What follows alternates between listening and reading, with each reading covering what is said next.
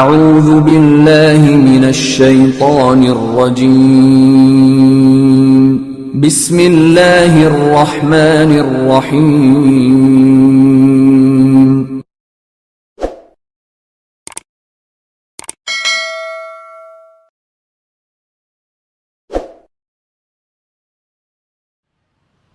الحمد لله رب العالمين بارئ الخلائق أجمعين خالق السماوات والأرضين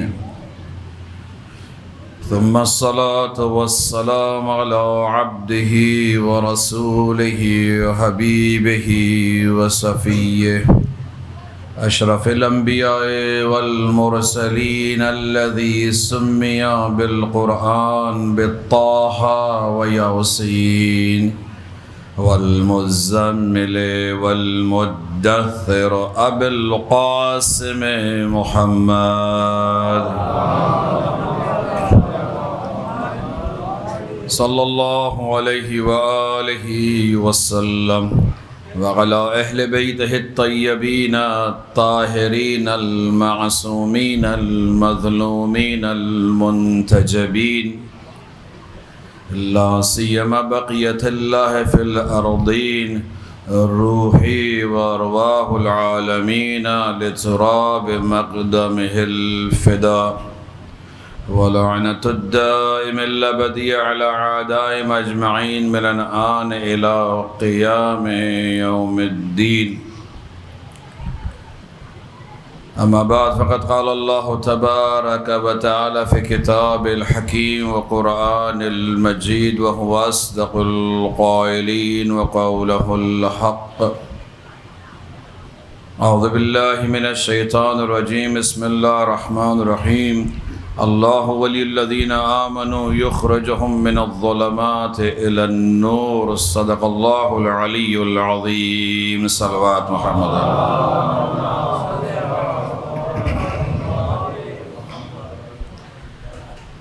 پروردگار عالم نے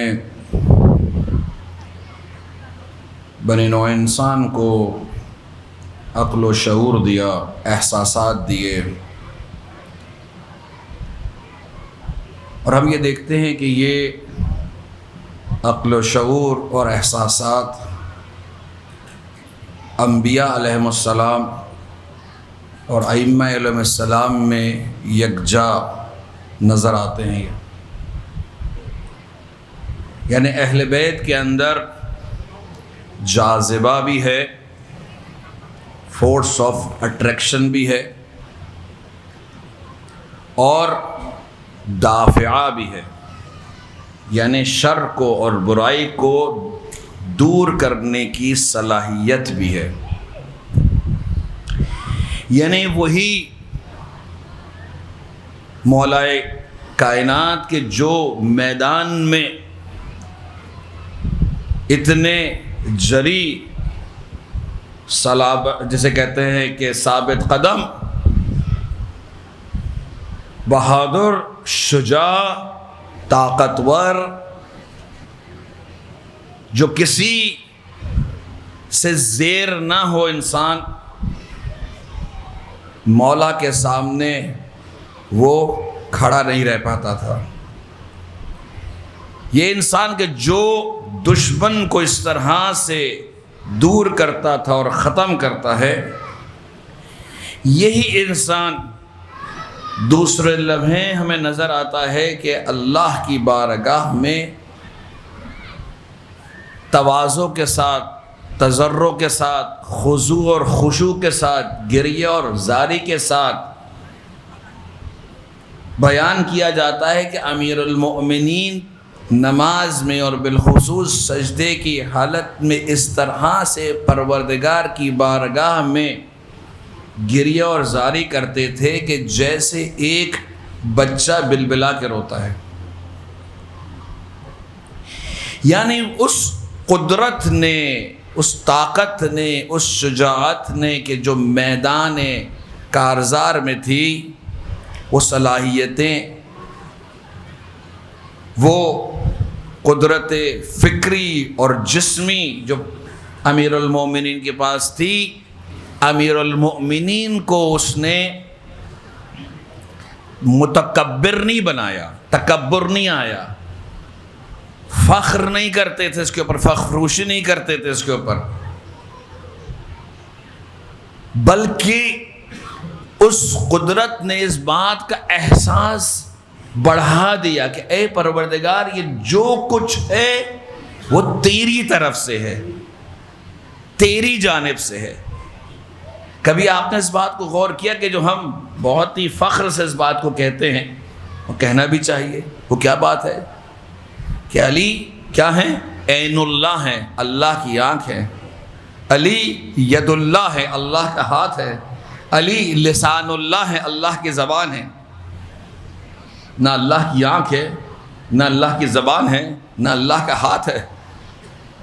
یہ تمام چیزیں تمثیل ہیں، مثال ہیں کہ عین اللہ علی کا دیکھنا ایسے ہے کہ جیسے پروردگار ہر ایک پر نظارت رکھتا ہے اور ہر ایک کو دیکھ رہا ہوتا ہے۔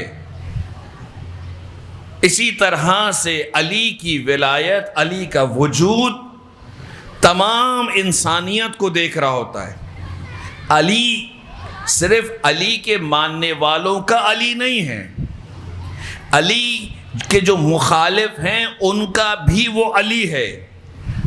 جو علی صرف مومنین کا نہیں ہے بلکہ جو کافر ہے، مشرک ہے، ملحد ہیں، ان کا بھی علی ہے، اس لیے کہ علی کچھ نہیں ہے سوائے اس کے کہ اللہ کا ولی ہے۔ تو جس طرح سے اللہ سب کے لیے رحمت ہے، برکت ہے، پروردگار ہر ایک کو دیکھتا ہے کہ اس کی ضروریات کیا ہیں، اسی طرح سے میں نے پہلے بھی عرض کیا تھا کہ رسول اللہ کی رحمت واسع ہے پروردگار کی طرح، پروردگار کی طرح تو نہیں لیکن رحمت للعالمین ہے۔ اسی طرح سے پروردگار عالم نے اپنے ولی کو یعنی مولا علی کو اور ان کے بعد آنے والے تمام ائمہ کو وہ نگاہ دی ہے، وہ قدرت دی ہے، وہ بصیرت دی ہے، وہ شرح صدر دیا ہے، وہ لسان میں مٹھاس اور اثر دیا ہے، ان کے قول کو اپنا نور قرار دیا ہے، ہدایت قرار دیا ہے۔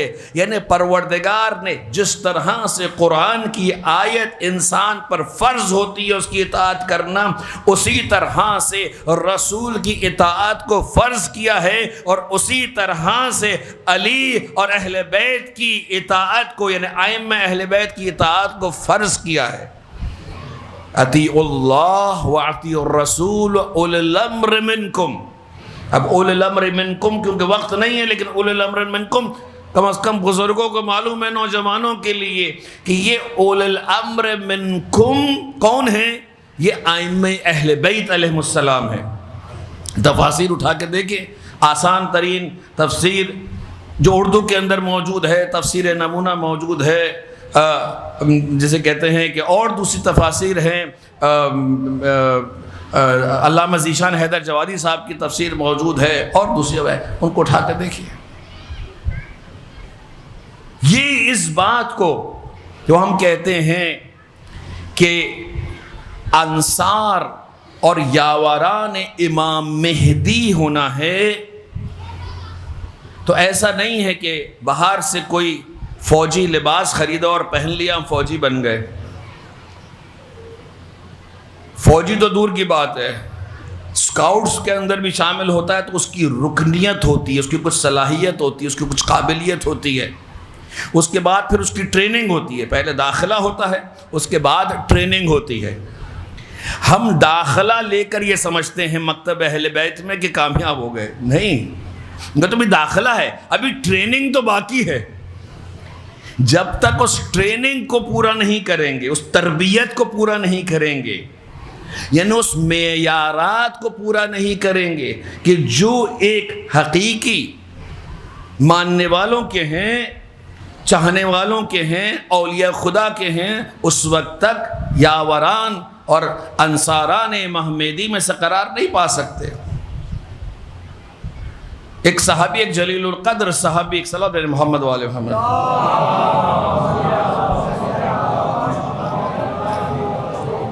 ایک جلیل القدر صحابی امام ششم کے پاس تشریف لاتے ہیں، اور جب وہ راستے سے آ رہے ہوتے ہیں تو انہیں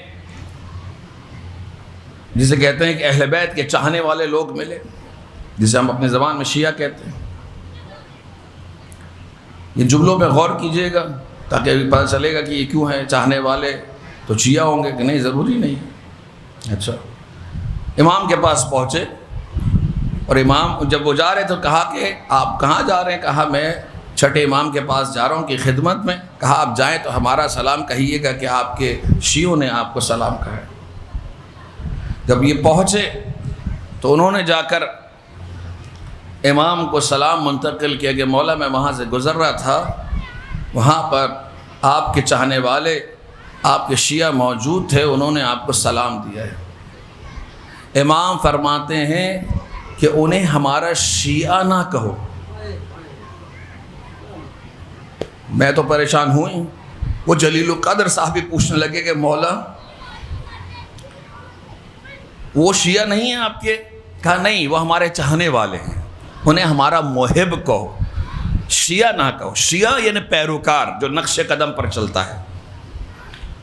اب یہ خود جلیل القدر صحابی پریشان ہو گئے کہ یہ کیا مسئلہ ہے۔ یعنی کہ آج میں اپنی زبان میں بات کروں کہ بھئی یہ آپ کے چاہنے والے ہیں، آپ کے لیے عزاداری بھی کرتے ہیں، نظر و نیاز بھی کرتے ہیں، جلوس بھی نکالتے ہیں، اور اس طرح کے بہت سارے کام کرتے ہیں، ان کو آپ شیعہ نہیں مان رہے؟ کہا ان کو شیعہ نہیں کہو۔ کہا کون ہے پھر آپ کا شیعہ؟ سوال کیا۔ کہا ہمارا شیعہ وہ ہے جو شب و روز میں 51 رکعت نماز پڑھتا ہے، 51 رکعت۔ ہم تو 17 رکعت جانتے ہیں، 17 رکعت بھی پڑھ لیتے ہیں تو اب پروردگار پر احسان کرتے ہیں کہ ہم نے 17 رکعت نماز پڑھ لی۔ یہ 51 رکعت کون سی ہوتی ہے بھائی؟ ہاں، اب تھوڑا آپ بھی محنت کیجئے گا، جائیں توضیح المسائل اٹھا کے دیکھیں 51 رکعت کے صبح کی نفل نماز کتنی ہوتی ہے، پھر ظہر کی اور عصر کی 8 رکعت نفل نماز ہوتی ہے، پھر مغرب کی 4 رکعت ہوتی ہے، پھر عشاء کی ہوتی ہے، پھر نماز شب ہوتی ہے۔ ہمارا شیعہ پہلی چیز امام جعفر صادق فرماتے ہیں کہ پہلا صلوات پڑھیں کہ پہلی چیز پہلے 51 رکعت نماز، یعنی پہلا ہی جملہ آج کے نوجوانوں کی زبان میں امام علیہ السلام نے ایسا باؤنسر مارا کہ انسان دیکھتا ہے کہ اس کو تو میں کھیل ہی نہیں سکتا، یہ تو پہلے ہی میں لڑک گیا میں تو۔ پھر اس کے بعد امام ایک فہرست بیان کرتے ہیں کہ ہمارا شیعہ وہ ہوتا ہے کہ جو روزہ رکھتا ہے رمضان کے علاوہ بھی، ہمارا شیعہ وہ ہوتا ہے جو تلاوت قرآن کرتا ہے، ہمارا شیعہ وہ ہوتا ہے جو والدین کی اطاعت کرتا ہے، ان کا احترام کرتا ہے، ہمارا شیعہ وہ ہوتا ہے جس سے اس کا ہمسایہ اس کے شر سے محفوظ رہتا ہے، اور ایک فہرست کو بناتے بیان کرتے ہیں۔ جب وہ جلیل القدر صحابی یہ تمام شرائط کو سنتے ہیں تو پریشان ہو جاتے ہیں۔ کہا مولا اس معیار کا تو شیعہ پھر کوئی نہیں ملنے والا ہے آپ کو۔ تو کیا ہوتا ہے ہماری کالج یونیورسٹی میں کہ اگر رکھا ہوا ہے کہ بھئی 90% والے کو ہم لیں گے، بھئی وہ 90% تو کوئی آیا ہی نہیں ہے اس دفعہ، تو کیا کرتا ہے کالج؟ بولا اچھا ٹھیک ہے 85 کر دو، 80 کر دو، معیار کو نیچے کرتا ہے تاکہ داخلہ تو ہو جائے، داخلہ تو ہو جائے۔ تو شاید یہاں پر ان جلیل القدر صحابی کی بھی شاید یہی امید ہو کہ کچھ مولا یہ معیار کو کم کرے۔ امام فرماتے ہیں یا جابر، اے جابر، شیطان تم کو نہ بہکا لے، ہمارا معیار نیچے نہیں آئے گا، جس کو شیعہ بننا ہے وہ ہمارے معیار پر پورا اترے۔ یعنی امام کو یہ فکر نہیں ہے، پروردگار کو یہ فکر نہیں ہے کہ جنت میں کون جاتا ہے نہیں جاتا ہے، کیونکہ پروردگار تو پہلے ہی قرآن میں کہہ چکا ہے کہ اکثر وہ ہیں جو جہنم میں جائیں گے۔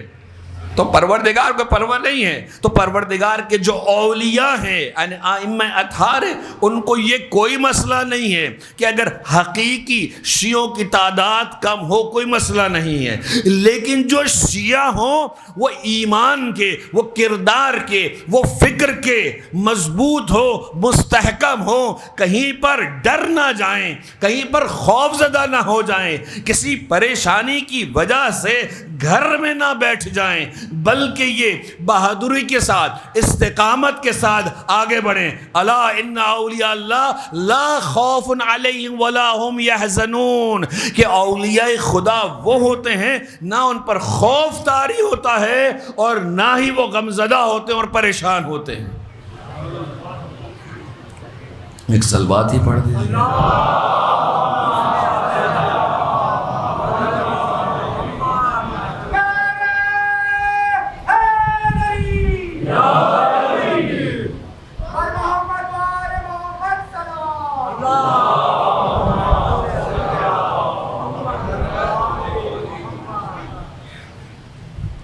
یہاں پر صلوات پڑھوانی پڑتی ہے, اور وہاں شام میں جب رات میں جب مجلس پڑھنے جاتے ہیں سرجانی ٹاؤن میں, وہاں نعرے رکوانے پڑتے ہیں. یعنی بعض وہ اتنے نعرے لگاتے ہیں کہ وہ بھی کہتے ہیں بھائی تھوڑا مجلس سن لو. خیر بہرحال صلوات پڑھیں دوبارہ سے محمد والے.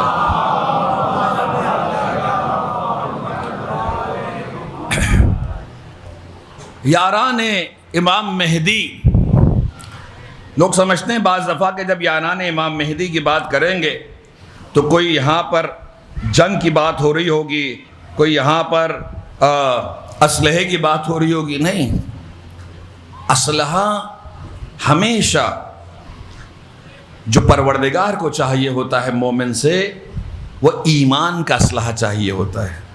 اور تاریخ میں اٹھا کر آپ دیکھ لیجئے, مسلمانوں کو جہاں فتح ہوئی رسول اللہ کے زمانے میں یا اہل بیت کے زمانے میں, وہ فتح جو ہوئی ہے وہ اسلحے کے زور پر نہیں ہوئی ہے, ایمان کے زور پر ہوئی ہے.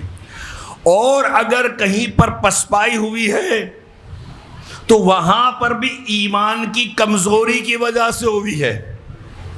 یعنی اگر امام حسن مجبور ہوئے تو ایمان کی کمزوری کی وجہ سے, اگر صفین میں مولا امیر المؤمنین کو دشمن کے خیمے سے واپس فوجیں بلانی پڑی تو وہ ایمان کی کمزوری کی وجہ سے, یعنی اگر کہیں پیچھے ہٹنا پڑا ہے تو ایمان کی کمزوری کی وجہ سے, اور اگر کہیں آگے بڑھے اور کامیابی, ظاہری کامیابی بھی ہوئی ہے تو وہ ایمان کی مضبوطی کی وجہ سے. تو اسلحے پر بھروسہ نہ کیا جائے, جیسے سورہ صف میں بھی آیا ہے کہ دشمن کے پاس بہت اسلحہ ہے, میں اور آپ مقابلہ نہیں کر سکتے.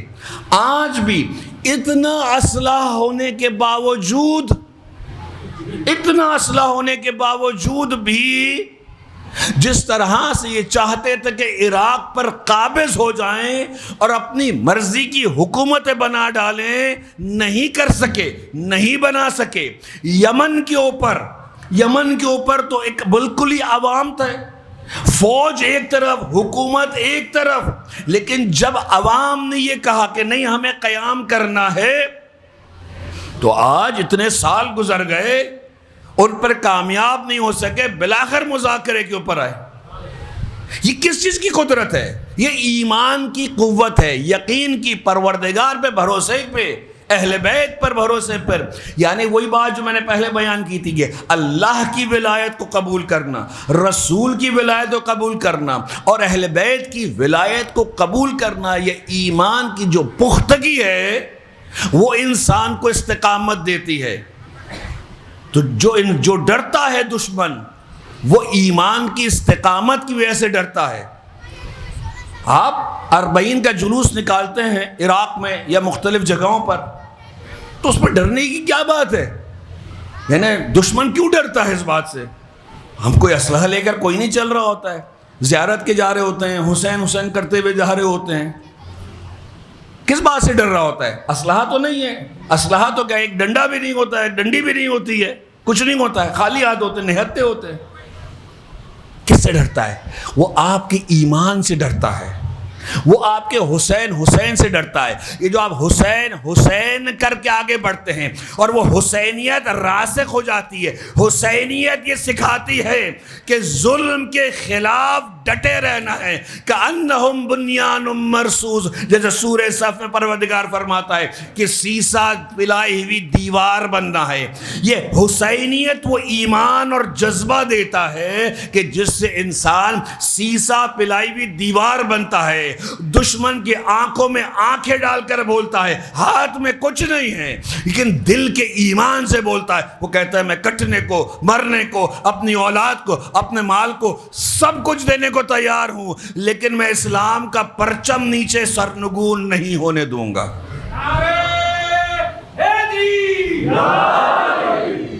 اور یہ مثال آپ نے جب کراچی میں جلوس میں بام بلاسٹ ہوا تھا، آپ نے وہاں دیکھ لیا لوگ شہید ہوئے، زخمی ہوئے، لیکن عباس کا علم نیچے نہیں گرا اور آخر منزل تک پہنچ گیا. لوگوں نے کہا ہم شہید ہوتے رہیں گے، زخمی ہوں گے، حسین کے ماننے والے ہیں، لیکن اپنی عزاداری کو مکمل کریں گے، اپنے مشن کو مکمل کریں گے. اس احتجاج کو جو 1400 سال سے چل رہا ہے ظالموں کے خلاف، صرف یزید کے خلاف نہیں، یزیدیوں کے خلاف، یزیدیت کے خلاف، آج کے زمانے کے فرعون اور نمرود اور شداد کے خلاف، اللہ کے دشمنوں کے خلاف جو چل رہا ہے، ہم شاید اللہ کے اس اولیاء اس مقام پر نہیں ہیں، لیکن ہم کوشش کر رہے ہیں کہ ان اولیاء خدا کے راستے پر چلیں.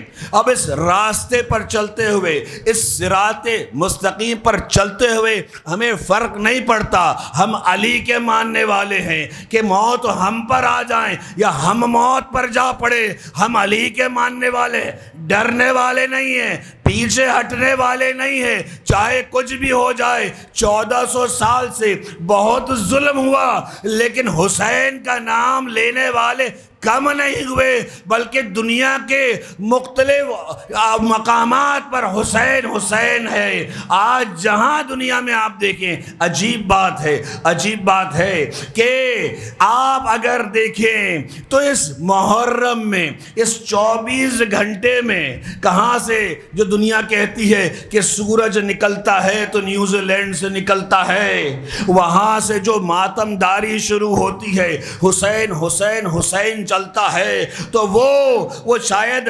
اٹلانٹکا کے وہاں پر جب وہ غروب ہوتا ہے، یہ 24 گھنٹے ماتم حسین ہوتا رہتا ہے. یہ 24 گھنٹے یہ عزاداری ہوتی ہے. جناب زہرا کو ان کے لال کا پرسہ دیا جاتا ہے.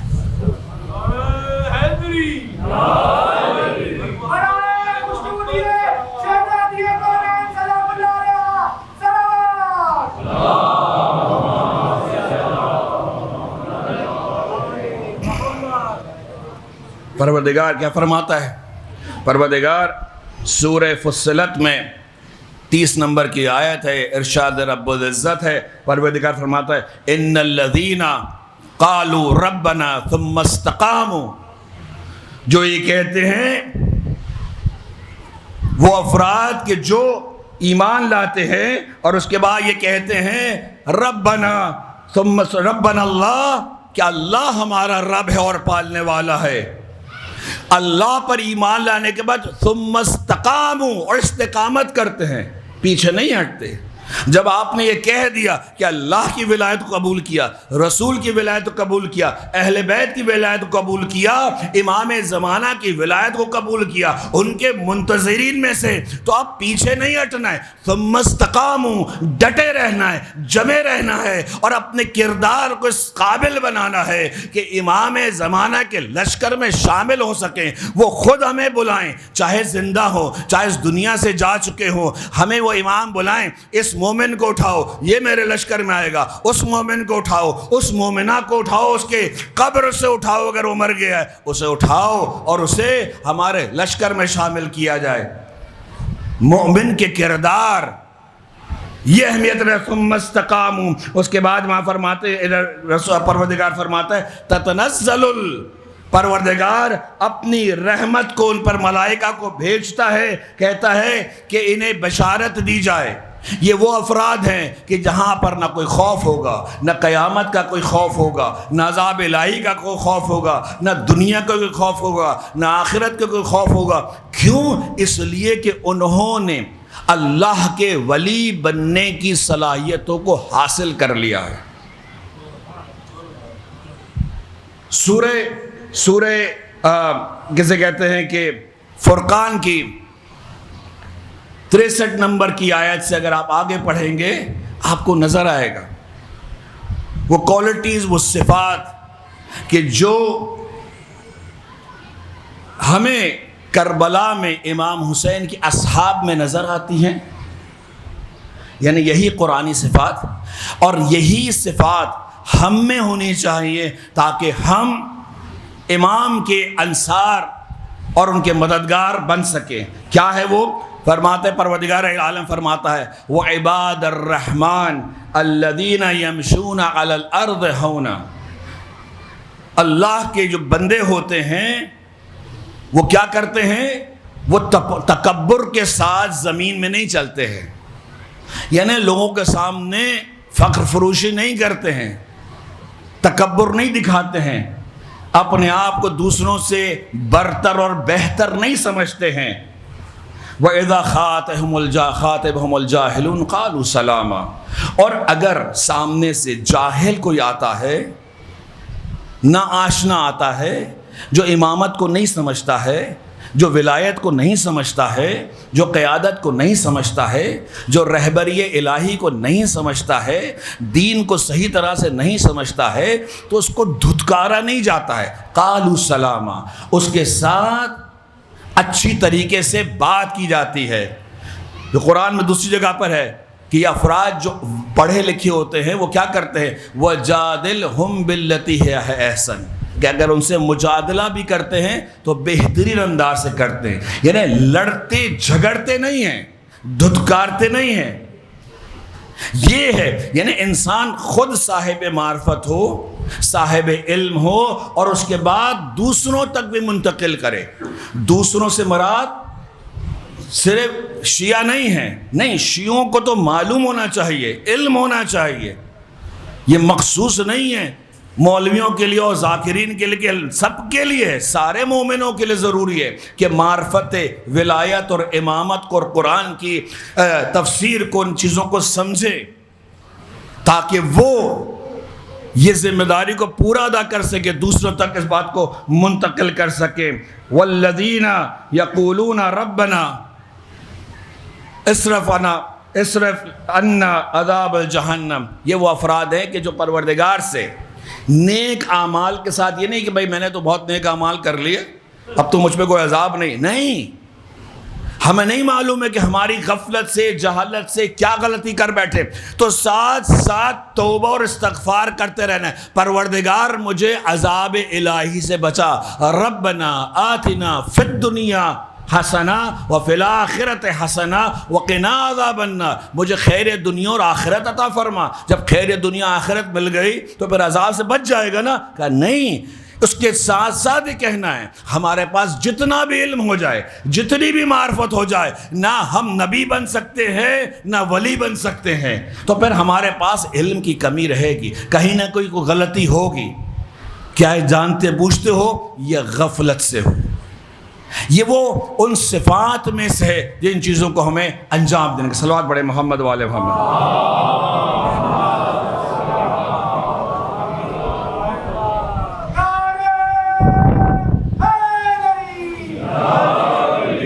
اس کے بعد فرماتے ہیں انہی آیتوں کے ذیل میں فرماتے ہیں کہ یہ وہ افراد ہیں والذین اذا انفقوا لم یسرفوا ولم یقتروا، کہ یہ جو افراد جو ہیں جب اللہ کی راہ میں خرچ کرتے ہیں، دیکھیں اللہ کی راہ میں صرف پیسہ نہیں خرچ کیا جاتا ہے، اپنے وجود کو بھی خرچ کیا جاتا ہے، اپنے صلاحیتوں کو بھی خرچ کیا جاتا ہے، تو نہ اس میں اسراف کرتے ہیں، نہ حد سے بڑھ جاتے ہیں کہ سب کچھ لٹا دیا اور خود محتاج ہو گئے۔ ابھی کچھ دن پہلے ایک حدیث نگاہ سے گزری تھی کہ جو غالباً مولا امیر المومنین علی بن ابی طالب علیہ السلام سے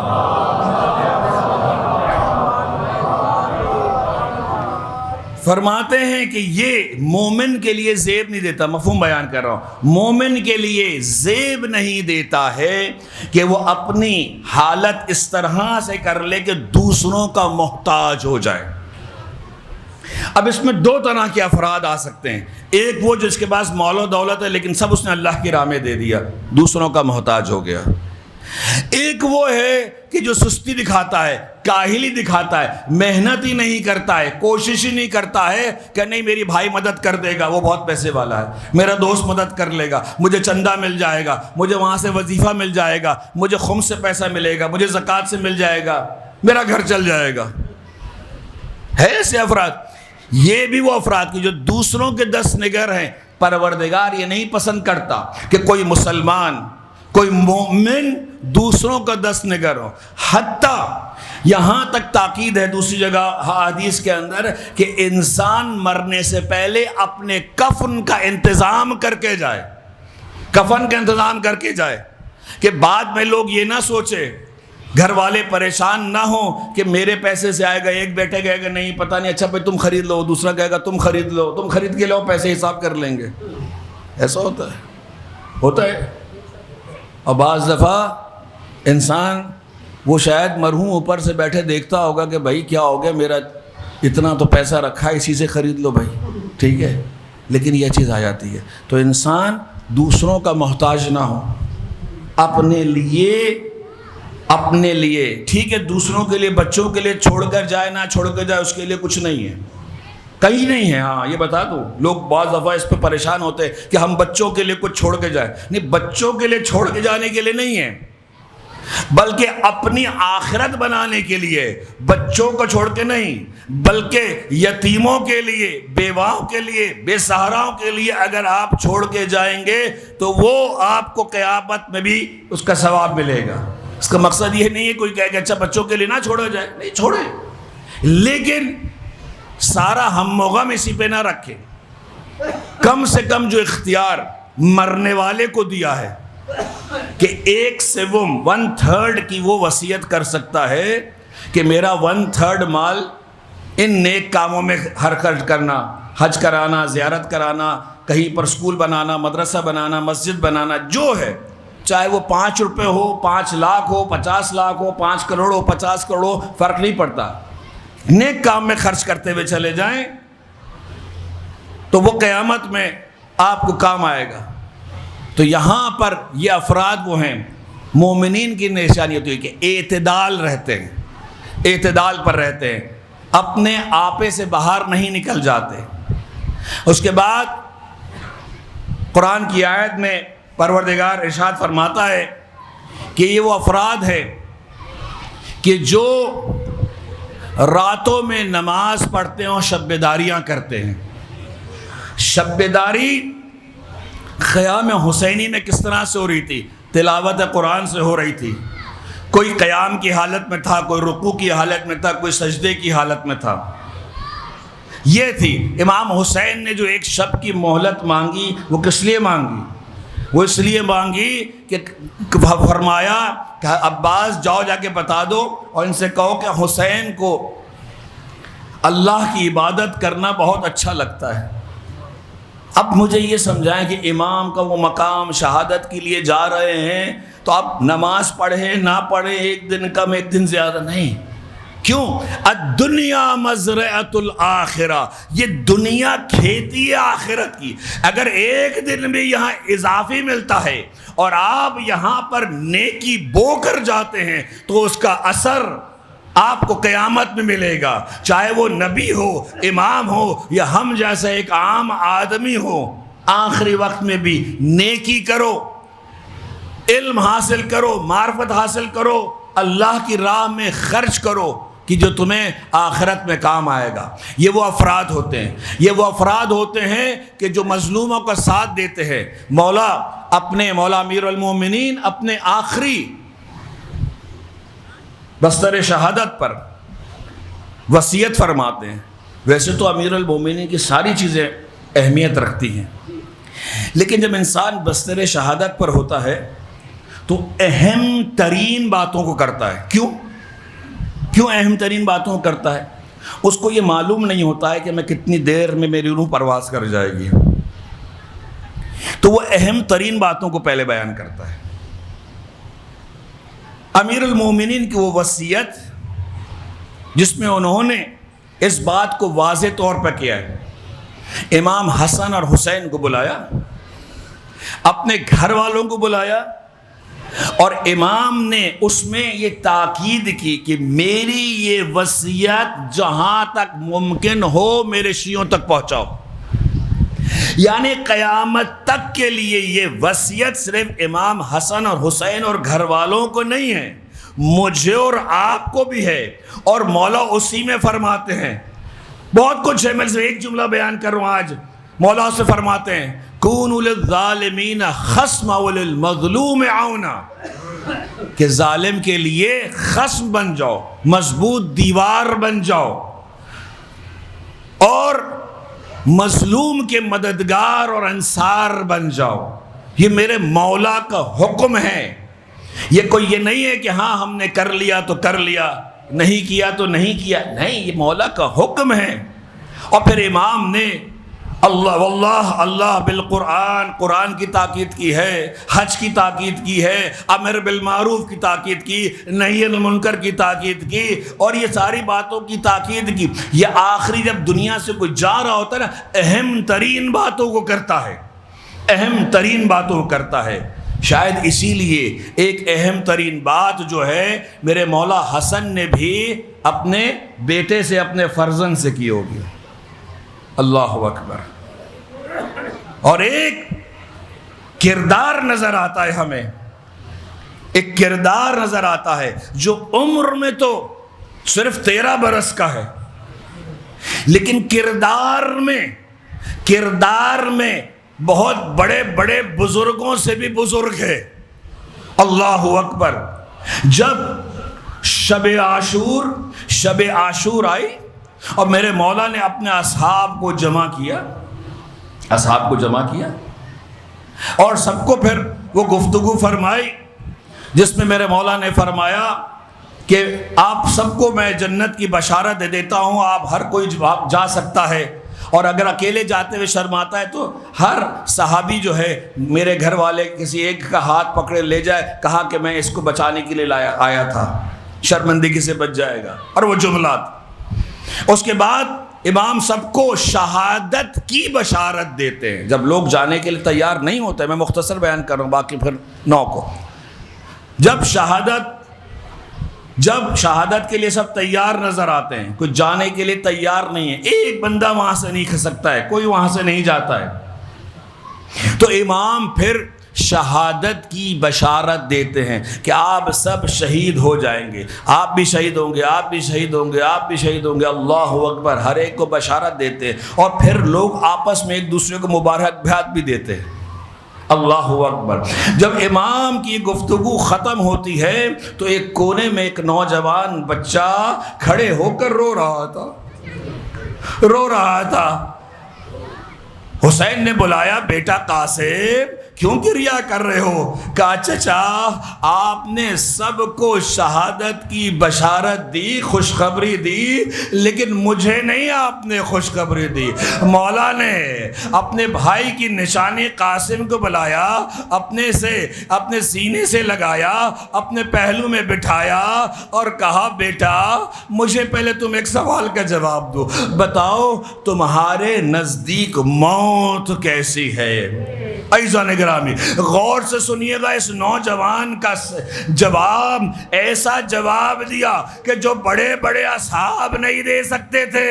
اللہ اکبر. میرے قاسم ابن حسن نے فرمایا مولا اگر آپ کی ولایت میں ہو، آپ کی امامت میں ہو تو یہ موت شہد سے زیادہ مٹھاس رکھتی ہے اور شیرین ہے، شہد سے زیادہ. احلا من العسل، احلا من العسل یعنی شہد سے زیادہ مٹھاس ہے۔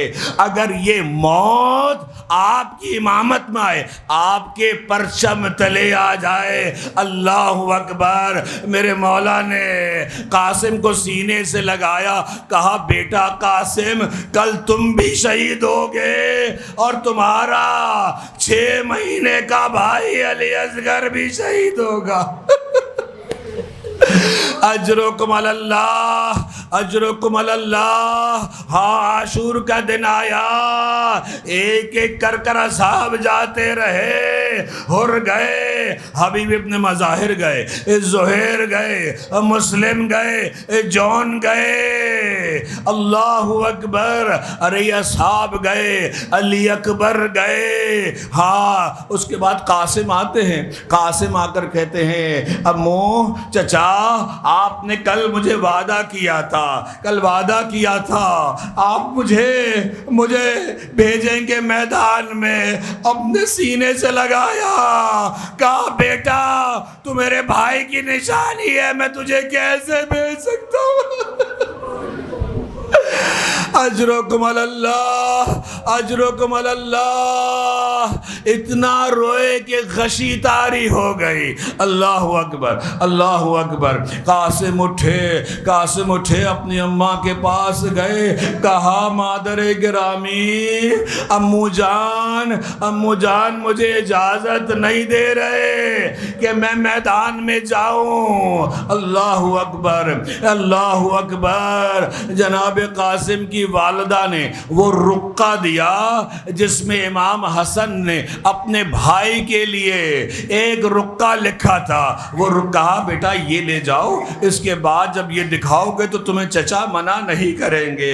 وہ رقعہ لے کر جب وہاں پہنچے امام حسین کے پاس، امام حسین سے کہا مولا میرے آقا میرے چچا، یہ آپ کے بھائی میرے والد امام حسن نے آپ کے لیے دیا ہے۔ اللہ اکبر۔ جیسے ہی میرے مولا نے یہ رقعہ دیکھا، اپنی آنکھوں پہ لگایا، اسے چوما، اسے کھول کر دیکھا تو اس میں لکھا تھا بھائی کربلا میں تو موجود نہ ہوں گا، لیکن میری طرف سے میرے بچوں کی قربانی قبول کرنا۔ اللہ اکبر۔ یہ پڑھنا تھا کہ حسین نے کہا قاسم اب میں تجھے نہیں روک سکتا۔ اللہ اکبر۔ قاسم کو بلایا، تیار کیا، زرہ پہنانے کی کوشش کی، ایک زرہ پہنائی بڑی تھی، دوسری منگوائی وہ بھی بڑی تھی، تیسری منگوائی، چند زروں کو پہنانے کی کوشش کی، لیکن ساری زریں حضرت قاسم کے بدن سے بڑی تھی۔ کہا بیٹا تمہیں میدان میں بغیر زرہ کے جانا ہوگا۔ میرے مولا امام حسن کا امامہ قاسم کو پہنایا، گھوڑے پہ سوار کیا، میدان میں بھیجا، حسرت بھری آنکھوں سے دیکھتے رہے۔ ارے قاسم کا میدان میں اترنا تھا۔ یہ مورخین لکھتے ہیں کہ دشمن کے لشکر میں ہلچل مچ گئی، کہا یہ 14ویں کا چاند کہاں سے اتر آیا؟ کسی نے بتایا یہ علی کا نواسا، علی کا پوتا ہے، حسن کا بیٹا ہے۔ اللہ اکبر۔ عمر اپنے ساتھ نے ایک کو بھیجا، جاؤ یہ بچہ ہے اسے مار کر آؤ۔ اللہ اکبر۔ ایک کو بھیجا، قاسم نے تحت ایک کر دیا، ایک اور آیا تحت ایک کر دیا۔ ارے قاسم علی مرتضیٰ کا پوتا، حیدر کرار کا پوتا، فاتح خیبر و خندق کا پوتا۔ ارے اسے معمولی لیا تھا، عمر تو 13 برس تھی، لیکن جب کئی ایک کو واصل جہنم کیا، تاریخ میں ہے کہ 18 افراد کو واصل جہنم کیا، بعض میں 25 کو، بعض میں 34 کو، ارے کئی ایک کو واصل جہنم کیا؟ جب عمر اپنے ساتھ نے دیکھا ارے یہ بچہ معمولی نہیں ہے، یہ رسول کے گھرانے کا ہے، کہا بس اس پہ ہجوم کرو، چاروں طرف سے گھیر لو۔ اللہ اکبر، اللہ اکبر۔ میرے مولا حسین جو ٹیلے سے کھڑے ہو کر قاسم کے جوہر کو دیکھ رہے تھے نا، قاسم کے جوہر کو دیکھ رہے تھے کہ حسن کا بیٹا کیسے شمشیر زنی کر رہا ہے، اب جب چاروں طرف سے گھیر لیا، دھول اٹھنے لگی، قاسم نظر نہیں آئے، بس آواز آئی امو میری مدد کو آئیے، امو میری مدد کو آئیے۔ اللہ اکبر، اللہ اکبر۔ جب تک میرے مولا پہنچے، تاریخ میں ہے کہ کہا جاتا ہے میرے مولا ایک شیر کی مانند تیزی سے پہنچے، لگتا تیزی جب تک پہنچے ارے قاسم کی روح پرواز کر گئی تھی، کہا قاسم اپنے چچا کو معاف کرنا، تم تک پہنچنے میں دیر کر دے۔ اللہ اکبر۔ قاسم کا لاشا میرے مولا اٹھا کر خیمے میں لائے، ارے جیسے خیمے میں لائے ارے قرآن مچ گیا، واہ محمدہ واہ علیہ واہ فاطمہ واہ قاسمہ۔